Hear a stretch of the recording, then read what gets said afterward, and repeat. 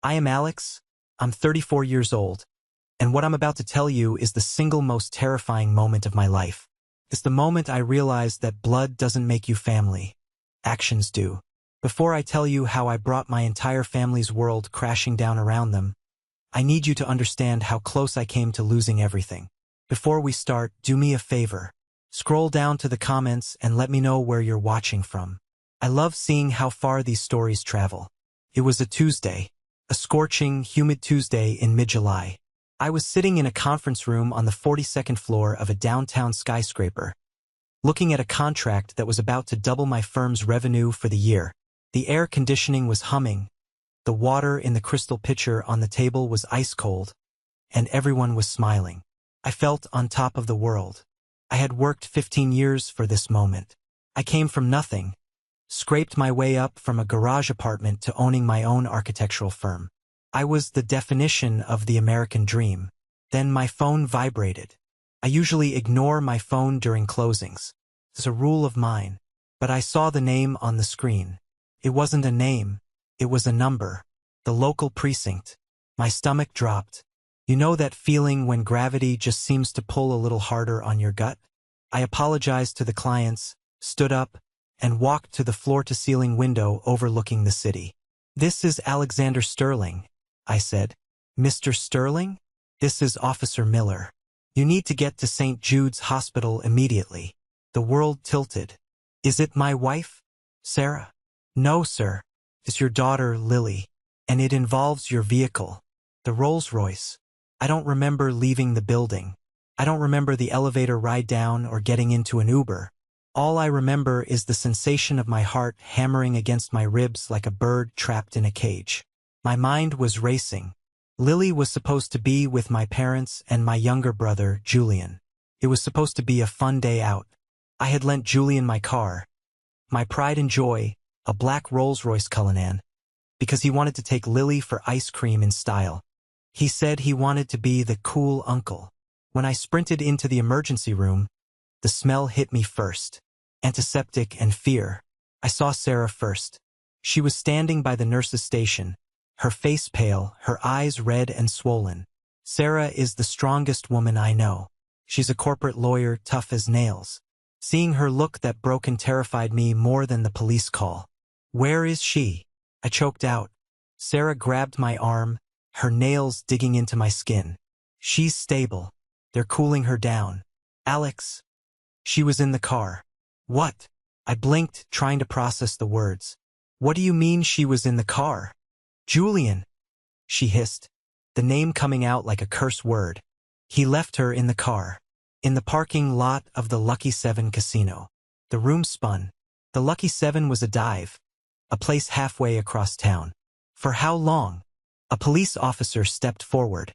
He was a big guy, looked like he'd seen everything, but even he looked grim. "Mr. Sterling?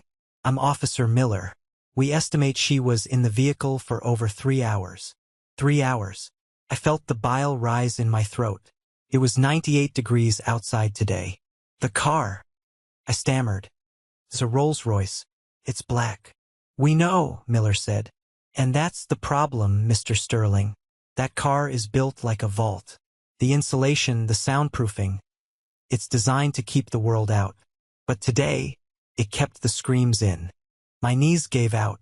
I actually fell into one of those hard plastic waiting room chairs. I visualized my 6-year-old daughter, my little Lily, strapped into her booster seat in the back of that luxurious, leather-lined oven. "How?" I whispered. "How is she alive?" "A security guard was doing a perimeter check," Miller said, flipping open his notebook. He saw a small hand against the tinted glass. He couldn't hear anything. He broke the window with his baton. "Another 20 minutes, Mr. Sterling, and we would be having a very different conversation." I needed to see her. I pushed past them and went into the room. Lily was lying on a bed that looked too big for her, hooked up to IVs and monitors. Her skin was flushed a deep, angry red. Her blonde hair was matted with sweat. She looked so small. I sat down next to her and took her hand. It was hot. Too hot. Her eyes fluttered open. She looked at me, dazed. "Daddy." "I'm here, baby. Daddy's here." I waited. she whispered, her voice raspy. Uncle Julian said. He said wait. He said the car is magic and it would stay cold. But the magic stopped, Daddy. Tears streamed down my face. I know, baby. I know. I tried to open the door, she said, and a tear slid down her hot cheek. But the child lock was on. I knocked on the window, but the people walked by. They didn't look. I kissed her forehead, my rage building like a pressure cooker. The Rolls-Royce Cullinan creates an environment of absolute silence. It's a selling point, a sanctuary of peace. My brother had turned my sanctuary into a torture chamber. Where are they? I asked Sarah, not taking my eyes off Lily. They're in the waiting room, Sarah said. Her voice was cold, deadly.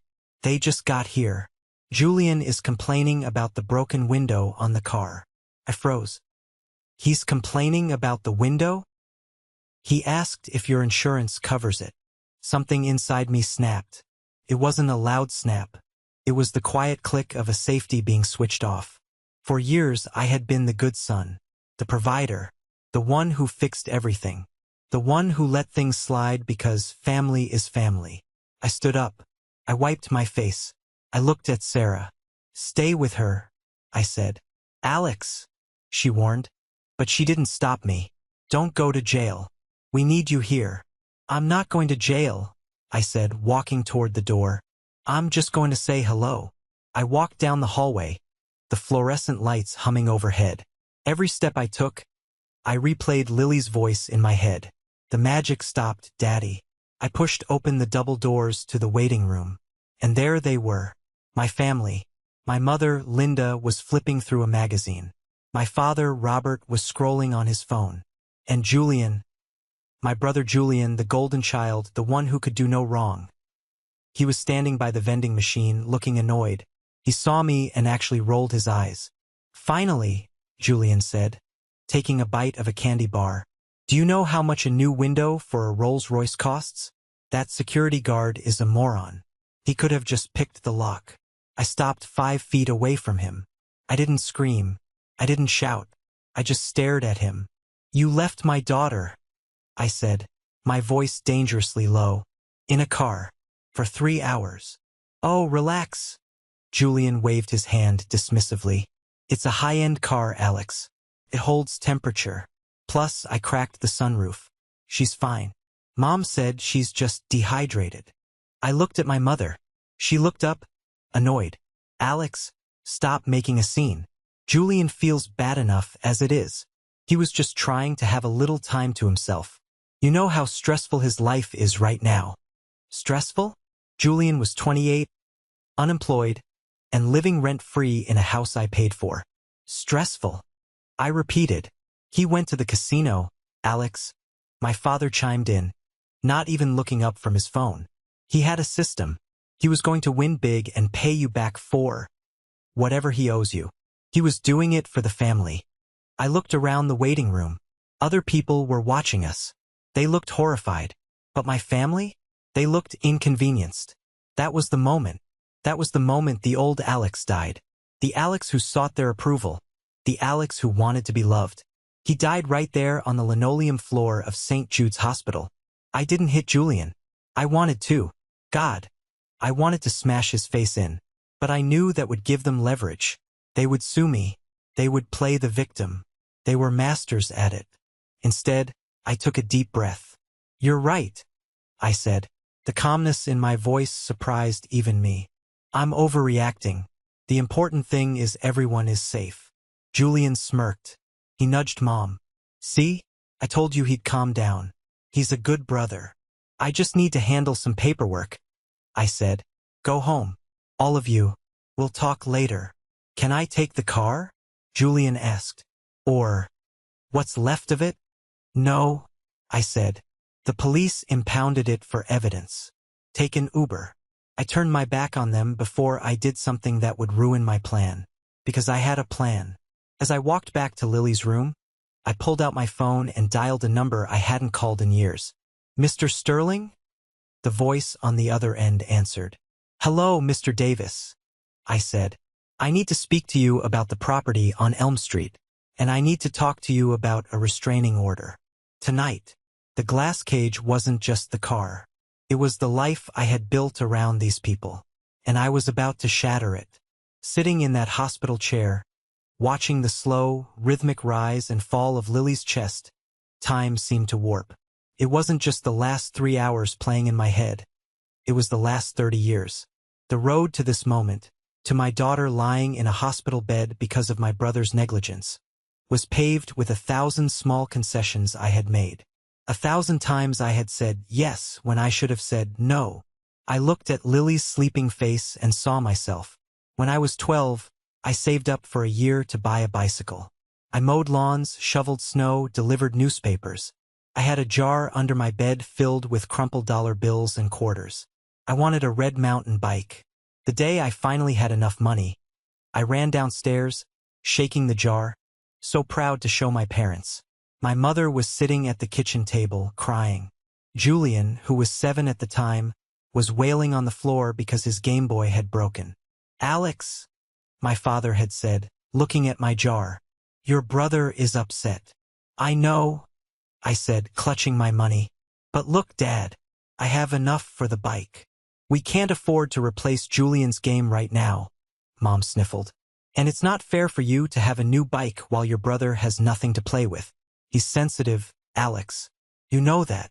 I knew where this was going. I tried to back away. "But I earned this."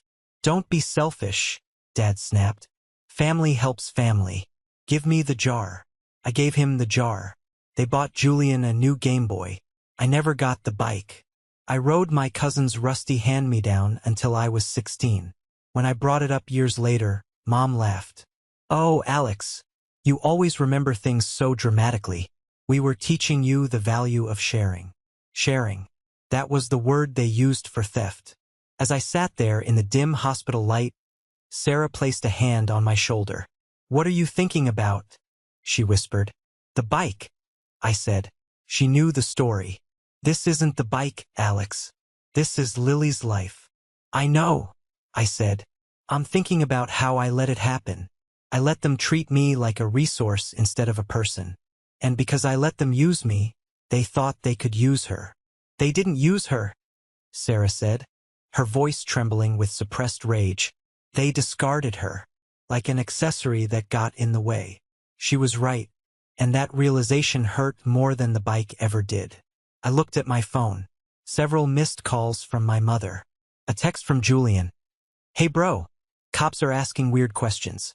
You need to tell them I had your permission to leave her in the car for a nap. Don't let them blow this out of proportion." For a nap, in a heat wave. I didn't reply. I opened my banking app instead. I navigated to the accounts I had set up for my parents. The Golden Years Fund. I transferred $2,000 into their checking account every month. I paid the mortgage on the house on Elm Street, the 4-bedroom colonial they lived in. The house they boasted about to their friends. The house everyone assumed they owned. But they didn't. I bought it 8 years ago when my dad made some bad investments and lost their original home. I bought it under my LLC to protect the asset, but I let them live there. I told them, "Pay me what you can." They paid $0.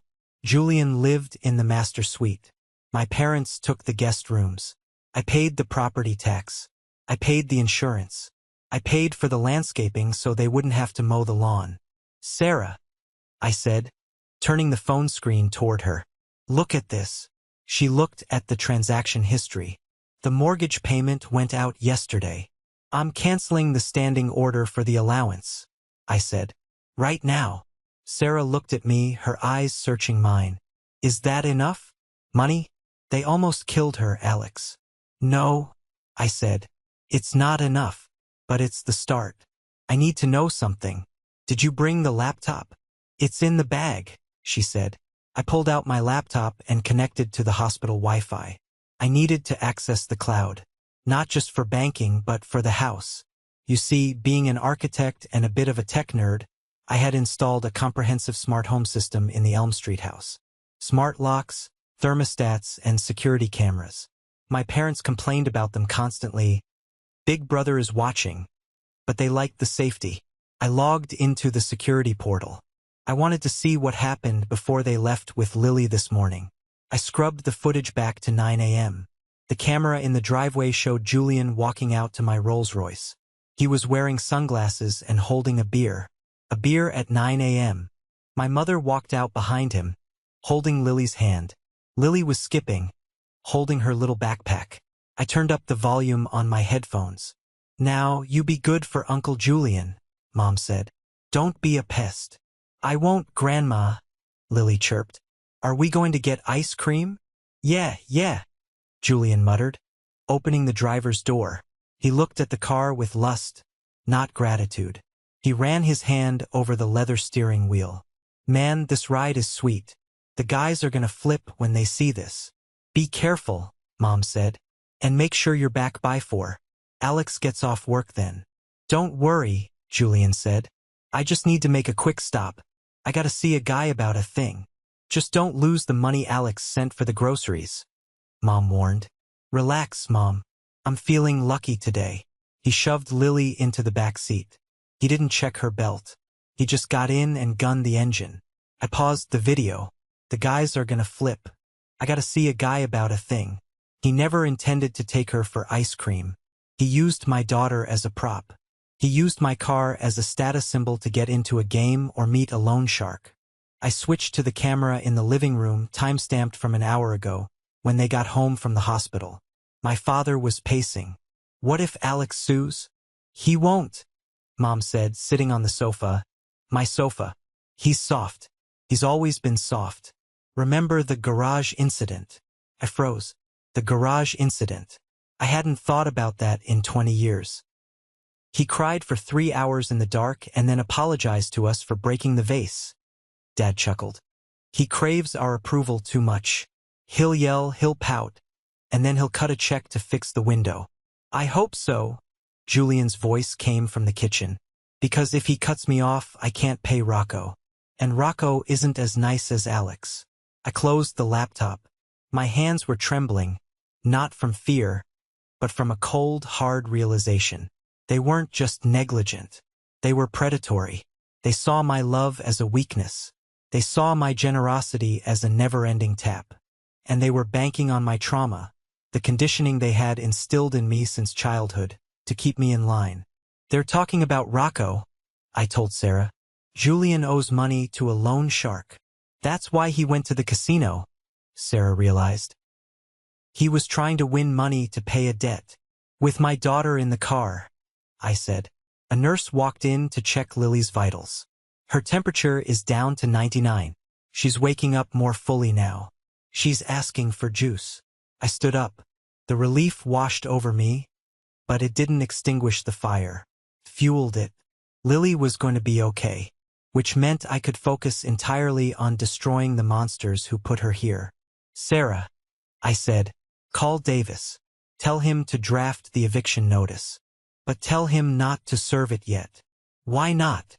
"Because," I said, looking at the sleeping form of my daughter, "I want to do it personally, and I want an audience." The next morning, the hospital discharged Lily. The doctors said she was incredibly lucky. She had mild dehydration and some heat exhaustion, but no permanent organ damage. The trauma, however, was visible. She refused to let go of my hand. When we walked to our car, my SUV, not the Rolls, she panicked when I closed the door. "Don't lock it," she screamed. "Daddy, don't lock it." It broke my heart. "I won't, baby. I'm right here. Look, the window is open." It took 20 minutes to calm her down. Every tear she shed was another nail in my family's coffin. We got her home and settled. Sarah stayed with her in the bedroom, reading stories. I went to my home office and stared at the wall. My phone rang. It was my mother.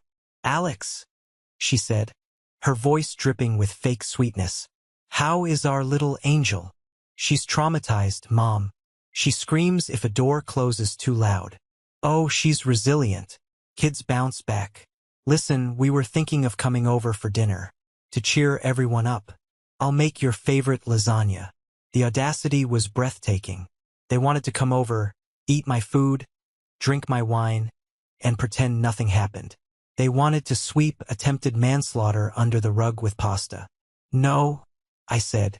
What do you mean, no? Her tone sharpened instantly. We're her grandparents. We have a right to see her. You lost that right when you left her in a parking lot. Alex, stop being so dramatic. It was a mistake. Julian feels terrible. Does he? I asked. Because on the security camera, he sounded worried about the car window, not Lily. Silence on the other end. Then the pivot. You're spying on us? In our own home. My home, Mom. This is my home. You just live there. After all we did for you, she spat. We raised you. We sacrificed for you. And now you hold a little money over our heads? You think you're better than us because you got lucky with some buildings? I didn't get lucky. I worked. While you guys spent my college fund on Julian's bail money when he was 19. That was a misunderstanding, she yelled. I'm hanging up, Mom. If you don't let us see her. Alex, you're tearing this family apart. The family is already dead, I said. You just haven't read the obituary yet. I hung up. 10 minutes later, my doorbell rang. I checked the camera. It was Julian. He looked disheveled, but not in a remorseful way. In a hungover way. I walked to the door and opened it. I didn't invite him in. I stood in the doorway, blocking his path. Hey, bro, he said, trying to force a smile. Look, Mom said you're freaking out. I came to man up and apologize. Apologize? I crossed my arms. Yeah, I messed up. I lost track of time. You know how it is when you get in the zone. But hey, she's fine, right? No harm, no foul. No harm, no foul. Julian, I said. Why were you at the casino? He shifted his weight. I told you, just killing time. I was gonna get ice cream after. You went to see Rocco. His face went pale. Who told you that? It doesn't matter. You took my 6-year-old daughter to a meeting with a loan shark, and when you couldn't take her inside, you locked her in a car. In July. It's a Rolls-Royce, he shouted, throwing his hands up. It's insulated. I thought the AC stayed on when the engine was off. I didn't know. You didn't know how the car worked, so you risked her life? I needed the money, Alex. Rocco is going to break my legs. He was desperate now, the arrogance slipping. You gotta help me. I need 50 grand. If you give me 50 grand, I can clear the debt, and I promise I'll never gamble again. I'll get a job. I'll be the best uncle ever. I stared at him. He wasn't asking for forgiveness. He was asking for a bailout. Again. You almost killed my daughter, I said, stepping closer to him. And you're asking me for money? I'm your brother, he pleaded. You have millions. 50 grand is nothing to you. It's not about the money, Julian. It's about the fact that you don't care. You don't care about anyone but yourself. That's not true. Get off my property, I said. Alex, please. Rocco is coming for me. Maybe he'll teach you the lesson I never did, I said. Consequences. I slammed the door in his face. He pounded on it for a minute, screaming obscenities, calling me a selfish rich prick, yelling that he hoped I lost everything. I listened to him scream, and for the first time in my life I didn't feel guilty. I felt clarity. I went back to the office and called Officer Miller. Officer, I said, I have additional evidence regarding the incident with my daughter, and I'd like to press full charges. No plea deals. I was hoping you'd say that, Mr. Sterling, Miller replied. We found gambling chips in his pockets when we questioned him, but we needed you to testify to the timeline. If you're willing to go all the way, we can get him for child endangerment and reckless conduct. Maybe more. I'm willing, I said, but I need a few days. I need to gather everything. Take your time. We're building the case. After I hung up, I realized I needed the smoking gun. The security cameras at the house showed intent, but I needed to know exactly what happened inside that car. I needed the black box. The Rolls-Royce Cullinan is a marvel of engineering. It records everything. Telemetry, cabin temperature, and yes, if you have the upgraded security package, which I did, internal audio and video when the alarm is triggered or when the sentry mode is active. The car was in the police impound lot. I needed to get down there. I walked into the bedroom. Sarah was asleep next to Lily. They looked like angels. I kissed Sarah's forehead gently.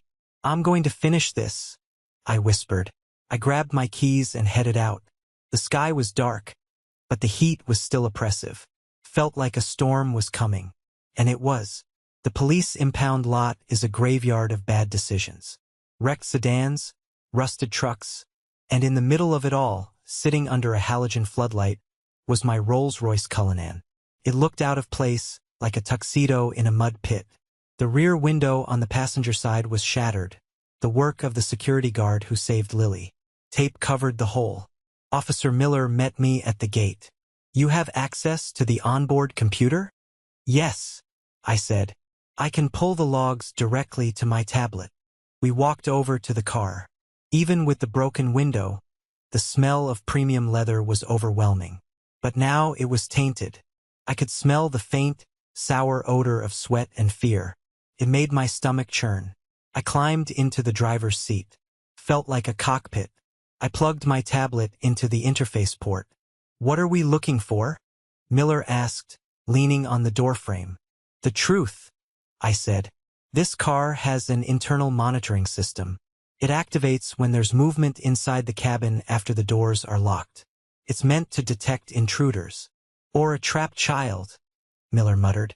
I initiated the download. The progress bar crawled across the screen.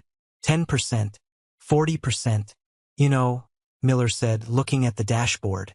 Your brother told us he left the AC running. Said the engine must have died. This car has a 6.75-liter V12, I said without looking up. It doesn't just die. And if the AC was on, the cabin logs will show it. Download complete. I opened the file labeled event_log_0715_1300.mp4. The video feed from the overhead camera popped up. It was crystal clear. 1:05 p.m. Julian shuts the driver's door. The engine cuts out. The silence is instant. See, I pointed at the telemetry data on the side of the screen. Engine status. OFF. HVAC status. OFF. Cabin temp. 74 degrees Fahrenheit. On the video, Julian looks back at Lily. She's playing with a doll. Stay here, Julian says. Don't touch anything. Can I come? Lily asks. No, kids aren't allowed. I'll be 10 minutes. He gets out. He locks the door. The familiar chirp-chirp of the alarm arming echoes. I fast-forwarded. 1:30 p.m. Cabin temp. 88 degrees Fahrenheit. Lily is sweating. She unbuckles her seatbelt. She tries the door handle. Locked. She tries the other side. Locked. Daddy? She says to the empty car. Uncle Julian? She climbs into the front seat. She pushes buttons. The dashboard is dark. She honks the horn, but in a Rolls-Royce, the horn doesn't sound if the ignition is fully off and the security system is engaged, unless you trigger the panic button on the key fob, which Julian had. 2:15 p.m. Cabin temp. 104 degrees Fahrenheit. This was the hardest part to watch. Lily is crying now. She's lethargic. She's banging her little fist against the window. The glass is double-paned acoustic laminate. It's designed to keep road noise out. Kept her screams in. Outside the car, people are walking by in the background. They can't hear her. The tint is too dark for them to see in unless they press their face against the glass. 2:45 p.m. Cabin temp. 115 degrees Fahrenheit. Lily is curled up on the floorboard, where the air is slightly cooler. She's whispering. I turned the volume up to maximum. Mommy, Daddy, I promise I'll be good. Please open the door. Officer Miller turned away. He cleared his throat. That's enough, Mr. Sterling. We have what we need. No, I said, my voice shaking. I need to see the end. 3:10 p.m. A shadow appears at the window. The security guard. He peers in. He reacts. He taps the glass. Lily doesn't move. Smash. The video cuts out as the alarm triggers a full system reset. I sat there in the silence of the impound lot, tears streaming down my face. He didn't leave the AC on, I said quietly. He didn't crack a window. He sealed her in. This is a felony, Miller said. Class A. With this video, he's looking at 5 to 10 years. Maybe more given the age of the victim. Good, I said. But prison is too good for him. I want to destroy his life before he even gets to the cell. Mr. Sterling, Miller warned, don't do anything illegal. Let the system work. Oh, I'm going to follow the law perfectly, I said, unplugging my tablet. I'm going to follow the law of property rights, the law of contracts, and the law of karma.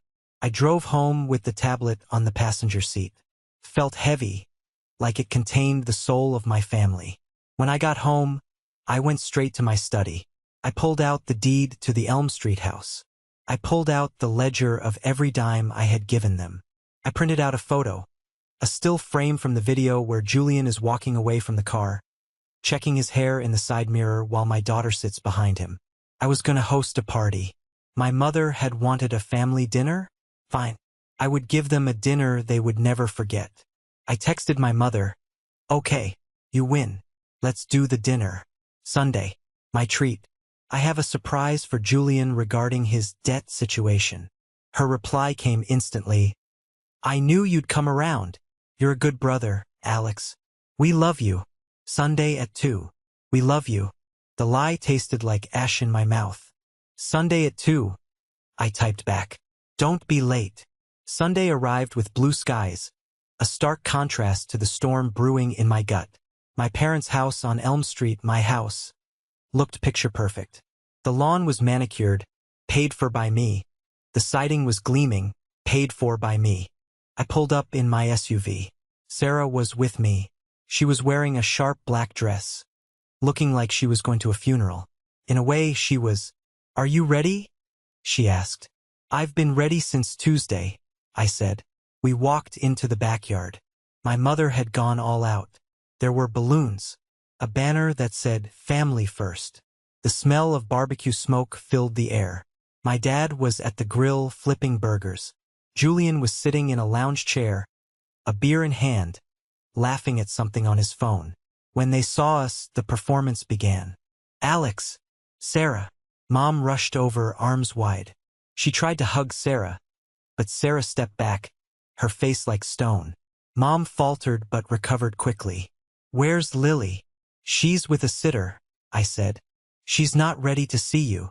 Oh, nonsense, Dad shouted from the grill. She needs to get back on the horse. Can't coddle her forever. I clenched my jaw. Get back on the horse. As if she had fallen off a pony, not been cooked alive in a luxury vehicle.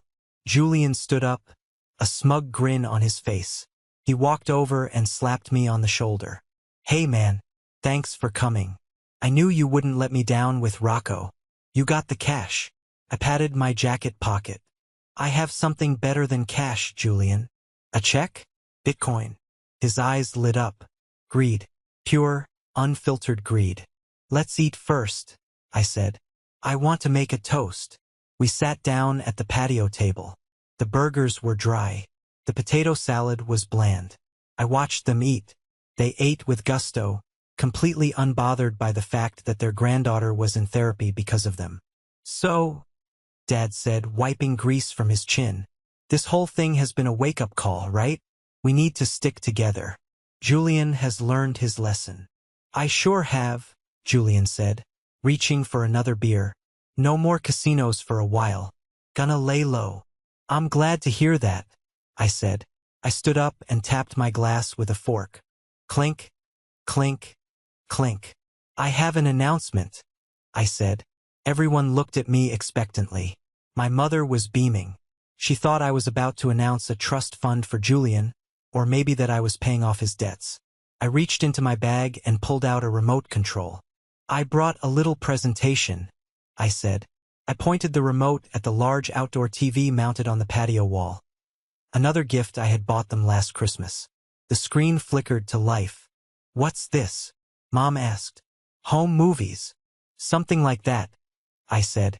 I pressed play. The footage from the Rolls-Royce filled the screen. High definition. Crystal clear audio. Julian's voice boomed through the outdoor speakers. Kids aren't allowed. I'll be 10 minutes. The color drained from Julian's face. He dropped his beer. The bottle shattered on the patio stones. "Turn it off," he whispered. I turned up the volume. Lily's crying filled the backyard. It was haunting. "Mommy, Daddy, please open the door." My mother put her hands over her mouth. My father froze the burger halfway to his mouth. "Alex, turn it off," Dad yelled. "What the hell is wrong with you?" "Watch," I commanded. "Watch what you called being dramatic." We watched the security guard break the window. We watched the paramedics pull her limp body out. I paused the video on the frame of Julian checking his hair in the mirror. Silence. Absolute silence in the backyard. Even the birds seemed to stop singing. "You said she was napping," I said to Julian. "You said you left the AC on." Julian stammered. "I thought." "You lied," I said. "And you?" I turned to Mom. "You knew he was going to see a loan shark. I have the audio from the kitchen. You told him to be careful with the grocery money." "Alex, please." Mom was crying now, but it wasn't for Lily. It was for herself. "We're family." "No," I said. "We're not." I reached into my bag again. I pulled out a thick manila envelope. I tossed it onto the table. It landed with a heavy thud, right in the potato salad. "What is that?" Dad asked, his voice trembling. "That," I said, "is a notice to quit, otherwise known as an eviction notice." "Eviction?" Dad laughed nervously. "This is our house, Alex. You can't evict us." "Actually," I said, leaning in, "it's my house. The deed is in the name of Sterling Holdings, LLC. I am the sole proprietor. You have no lease. You pay no rent. Under state law, you are guests. And I am revoking your invitation." "You can't do this," Mom shrieked. "We're your parents. Where will we go?" "I don't know," I said. "Maybe you can stay with Julian's friend Rocco." "You ungrateful brat." Dad stood up, his face purple. "After everything we did for you, you did nothing for me." I roared. The anger finally exploded. "You used me. You took my money, you took my childhood, and you almost took my daughter. I am done being your ATM. I am done being your doormat." "I'm not leaving," Julian said, trying to look tough. "You can't make me." "I thought you might say that," I said. "So I invited some friends." I looked toward the side gate. Officer Miller walked in, followed by 2 uniformed officers. "Julian Sterling?" Miller said. "We have a warrant for your arrest for child endangerment, reckless conduct, and fraud." Julian's eyes went wide. He looked at the back fence, thinking about running. "Don't even think about it," Miller barked. The officers grabbed Julian. He started screaming. "Mom! Dad! Do something! He set me up!" My parents stood there paralyzed. They watched their golden child get cuffed and dragged away. I looked at my parents. "You have 30 days to vacate the premises. If you're not out, the sheriff will remove you. And I'm keeping the security deposit." "Alex," Mom sobbed, reaching for my hand. "Please, he's your brother." I pulled my hand away as if she were made of fire. "I don't have a brother," I said.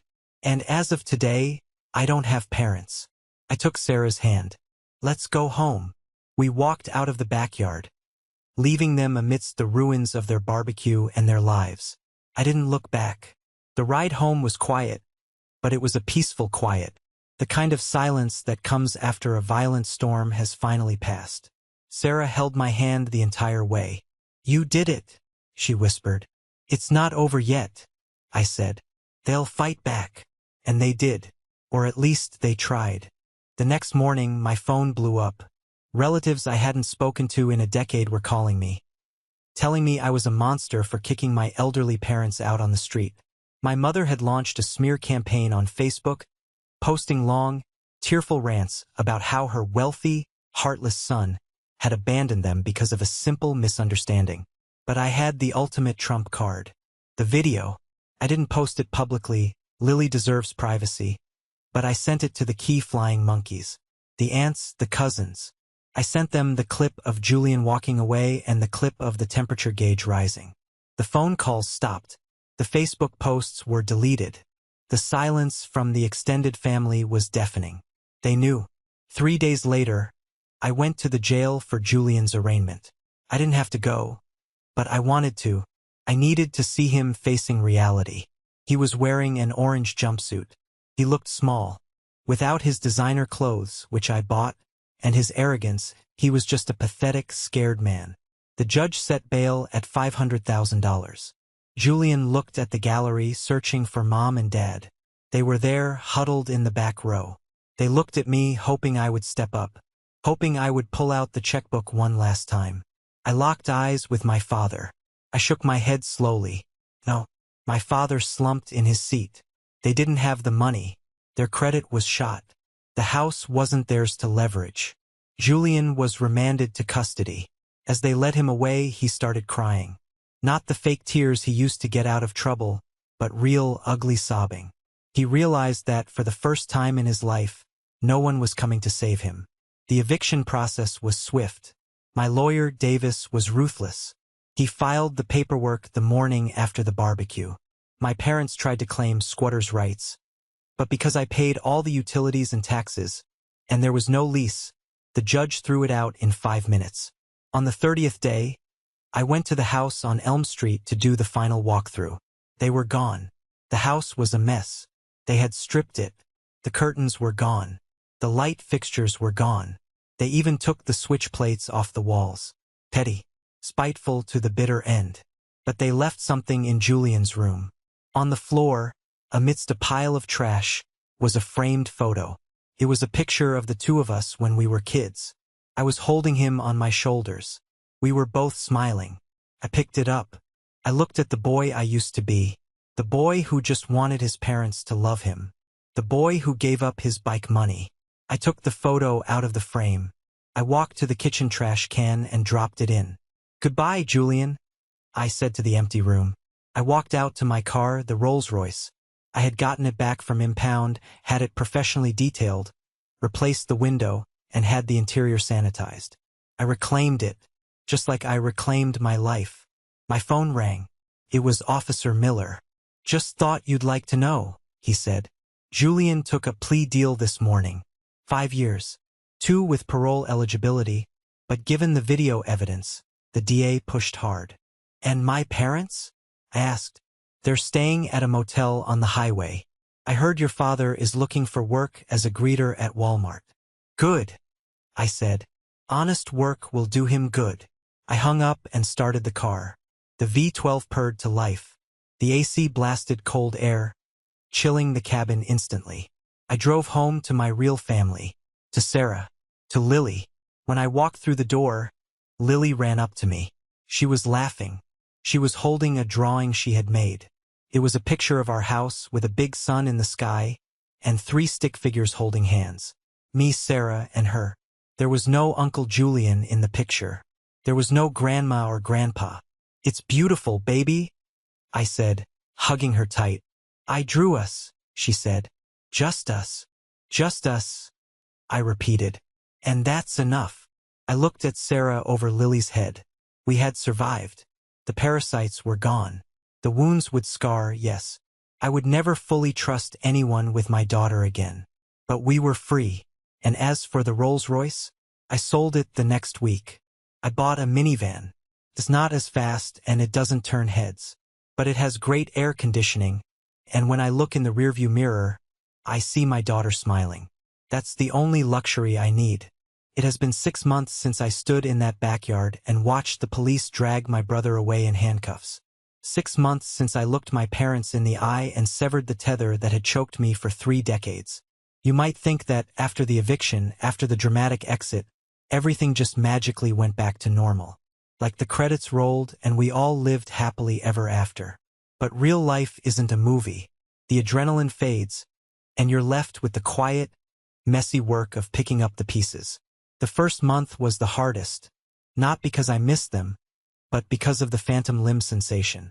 I was so used to the daily drama, the constant requests for money, the emotional manipulation, that the silence felt suspicious. I kept waiting for the other shoe to drop. I kept checking my phone, expecting a guilt-tripping text from my mother or a threat from Julian. But the silence was real. And slowly, we began to fill that silence with something new: peace. The most important battle wasn't in court. It was in a small, colorful office on the other side of town. Dr. Evans, a child psychologist, became our lifeline. I remember the third session vividly. Lily was playing in a sandbox in the corner of the room while Sarah and I sat on the couch. "She's processing," Dr. Evans said softly. "You see what she's doing?" I looked. Lily was burying a black toy car deep in the sand. She piled the sand high, patting it down with a fierce determination. Then, she placed a small plastic flower on top of the mound. "She's burying the memory," Sarah whispered, clutching my hand. "She's taking control," Dr. Evans corrected. "She's deciding that the scary thing can't hurt her anymore. It's a funeral for her fear." That was a turning point. We stopped tiptoeing around the house. We stopped whispering. We bought a dog, a goofy golden retriever puppy named Buster. Buster didn't care about Rolls Royces or family feuds. He just wanted to lick faces and chase tennis balls. Seeing Lily giggle as Buster tripped over his own paws was more healing than 1,000 apologies ever could have been. While Lily was healing emotionally, the legal system was grinding forward with a cold, mechanical efficiency. My lawyer, Davis, was a shark. He didn't just want a conviction. He wanted to ensure Julian could never hurt anyone again. About 3 months into the process, Davis called me to his office. He said he had found something during the discovery phase. Something found on Julian C's cell phone that I needed to see. I walked into his office, expecting to see records of gambling debts or maybe angry texts about me. Davis turned his monitor toward me. "We recovered deleted messages from the day of the incident. Texts between Julian and a contact saved as Rocco." I read the transcript, and the blood in my veins turned to ice. 12:30 p.m. Julian. "I got the car. It's the Cullinan. Black. Pristine." 12:32 p.m. Rocco. "You sure the title is in the glove box?" 12:33 p.m. Julian. "No, but the brother is soft. I can get him to sign it over if I say I crashed it. Just take it off my hands. Does this clear the $50K? 12:35 p.m. Rocco. "Bring it to the casino lot. Leave the keys under the mat. My guy will pick it up at 2. I stared at the screen, my breath catching in my throat. "He wasn't just gambling," Davis said, his voice grim. "He was staging a theft. He was going to hand your car over to a loan shark to wipe his debt. He was going to tell you it was stolen or carjacked." "But Lily," I stammered. "Lily was in the car." "Read the next text," Davis pointed. 1:15 p.m. Julian. "Slight problem. The kid is with me. Mom made me take her." 1:16 p.m. Rocco. "I don't do kidnappings, Julian. Get the kid out." 1:17 p.m. Julian. "I can't leave her in the lobby. I'll lock her in the back. Just take the car fast. Drop her at the police station or something later. Just get the car." I felt physically sick. I had to grab the edge of the mahogany desk to keep the room from spinning. It wasn't just negligence. It wasn't just stupidity. My brother was willing to let a criminal syndicate drive off with my 6-year-old daughter in the back seat, hoping they would be kind enough to drop her off later. He treated her like luggage, like an inconvenient piece of cargo that was getting in the way of his getaway. "This changes everything," I whispered. "It does," Davis nodded. "We presented this to the district attorney yesterday. That's why the plea deal changed. They took reckless endangerment off the table and replaced it with conspiracy to commit grand larceny and aggravated child endangerment with intent. He's not looking at a slap on the wrist anymore, Alex. He's going away for a long time." I drove home that day in a daze. Any lingering shred of guilt, that tiny, nagging voice that whispered "he's your brother," was incinerated. I didn't have a brother. I had a monster who shared my DNA. When the sentencing hearing finally came, I didn't go. I didn't need to see him cry. I didn't need to see him beg. Sarah went just to hear the gavel drop. She came home and told me the number: 5 years in state prison, mandatory counseling, and a permanent restraining order that barred him from coming within 500 feet of Lily until she turned 18. But what about my parents? You'd think, after finding out their golden child was willing to sell his niece to a chop shop, they would wake up. You'd think they would come crawling back, begging for forgiveness, admitting they were wrong. But narcissism is a hell of a drug. I didn't hear from them directly. I had blocked their numbers and emails, but small towns talk, and eventually the grapevine reached me. A former neighbor, Mrs. Higgins, ran into me at the grocery store. She was a sweet old lady who used to bake cookies for us. She grabbed my arm in the produce aisle, her eyes full of pity. "Alex," she said, "I saw your mother yesterday." I stiffened. "Oh, she's working at the diner off the interstate," Mrs. Higgins whispered, as if sharing a dirty secret. "Waitressing." She looked tired. "She's working?"